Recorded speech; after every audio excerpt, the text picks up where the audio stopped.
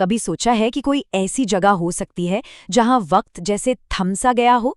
राजस्थान में एक ऐसा ही रेलवे स्टेशन है जो अपने अंदर एक बहुत ही दर्दनाक इतिहास छुपाए हुए है। तो आज हम कंकालगढ़ स्टेशन की उसी अनसुनी कहानी के बारे में जानेंगे। 1-2 साल नहीं, बल्कि पूरे 93 साल। जी हाँ, लगभग 1 सदी होने को आई है और इस स्टेशन पर एक भी ट्रेन नहीं रुकी। सोचिए जरा, ऐसा क्या हुआ होगा? चलिए आज इसी रहस्य से पर्दा उठाते हैं। आखिर इन 93 सालों की खामोशी के पीछे ऐसा कौन सा राज दफन है? कंकालगढ़ स्टेशन पर आखिर किसका साया है? कंकालगढ़ स्टेशन, एक ऐसा नाम जिसे सुनते ही आसपास के लोग कांप उठते हैं। वहाँ के लोगों का मानना है कि इस स्टेशन पर रुकना किसी कब्रिस्तान में रात गुजारने जैसा है। मतलब ये जगह डर का ही दूसरा नाम बन चुकी है। तो ये कहानी शुरू होती है अशोक नाम के एक टीचर से। बात है लगभग 2010 की। जयपुर में अपनी नौकरी छूट जाने के बाद अशोक को कंकालगढ़ के एक स्कूल में पढ़ाने का मौका मिला।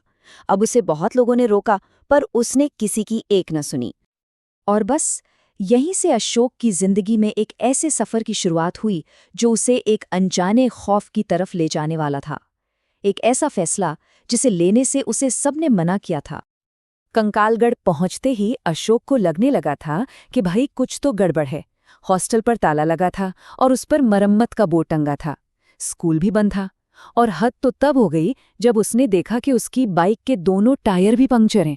ऐसा लग रहा था जैसे कोई उसे जानबूझकर यहाँ फंसाना चाहता हो। और तभी उसकी मुलाकात होती है एक बुजुर्ग से, जो उसे एक बड़ी अजीब सी चेतावनी देता है। वो साफ साफ कहता है, ट्रेन या रेलवे स्टेशन का जिक्र मत करना, खासकर आज तो बिल्कुल नहीं। आज 12 तारीख है। इस चेतावनी ने तो रहस्य को और भी गहरा कर दिया। अब देखिए, उस बुजुर्ग ने अशोक को पनाह तो ऑफर की, लेकिन एक बहुत ही अजीब शर्त के साथ कि वो 14 तारीख तक घर से बाहर कदम भी नहीं रख सकता। अशोक को ये बात कुछ हजम नहीं हुई और उसने उस पेशकश को ठुकरा दिया। अब बेचारे अशोक के पास कोई और रास्ता बचा ही नहीं था। थक हारकर वो उसी बदनाम जगह पर पहुंच गया जिससे सबने उसे दूर रहने को कहा था, वो सुनसान और खौफनाक कंकालगढ़ रेलवे स्टेशन। तभी रात के सन्नाटे को चीरती हुई एक ट्रेन की आवाज आती है। अशोक के मन में एक उम्मीद जगती है कि चलो यहां से निकलने का कोई रास्ता तो मिला। लेकिन जैसे ही वो पलट कर देखता है, उसके होश उड़ जाते हैं। वो ट्रेन पूरी तरह से आग की लपटों में घिरी हुई थी। वो खौफनाक मंजर देखकर अशोक पागलों की तरह गांव की तरफ भागा। दरवाजे पीटता रहा, चिल्लाता रहा, लेकिन किसी ने एक दरवाजा तक नहीं खोला। उस सन्नाटे में उसका डर और भी बढ़ता जा रहा था। जब कहीं से कोई मदद नहीं मिली तो वो हिम्मत जुटाकर वापस स्टेशन की तरफ लौटा। लेकिन वहां जो उसने देखा वो और भी ज्यादा हैरान करने वाला था। प्लेटफॉर्म पर एक बिल्कुल शांत ट्रेन खड़ी थी। ना कोई आग, ना धुआं, बस एक अजीब सी खामोशी।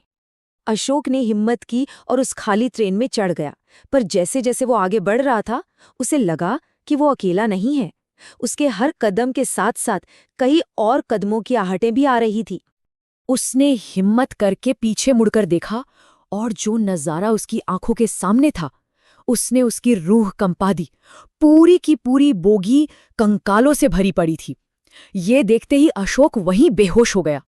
तो अशोक के साथ जो भी हुआ वो सिर्फ एक डरावनी कहानी नहीं है। इस खौफ की जड़ें असल में इतिहास के एक बहुत ही दर्दनाक पन्ने से जुड़ी हैं। चलिए अब उस असली कहानी को जानते हैं। बात है 27 फरवरी 1931 की। महान क्रांतिकारी चंद्रशेखर आजाद की शहादत के बाद पूरे देश में जैसे एक आग सी लगी हुई थी।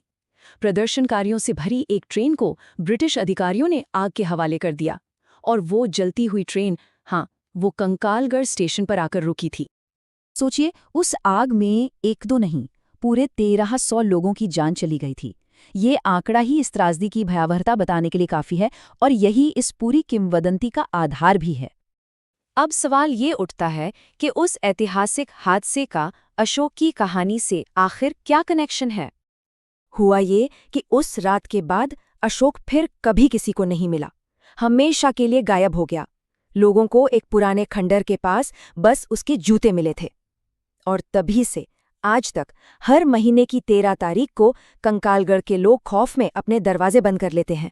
और वो स्टेशन, वो आज भी वीरान पड़ा है। तो ये कहानी हमें एक सवाल के साथ छोड़ जाती है। हम जिन जगहों से रोजाना गुजरते हैं, क्या पता हमारे पैरों के नीचे ऐसे कितने ही अनसुने और अनकहे इतिहास दबे पड़े हों,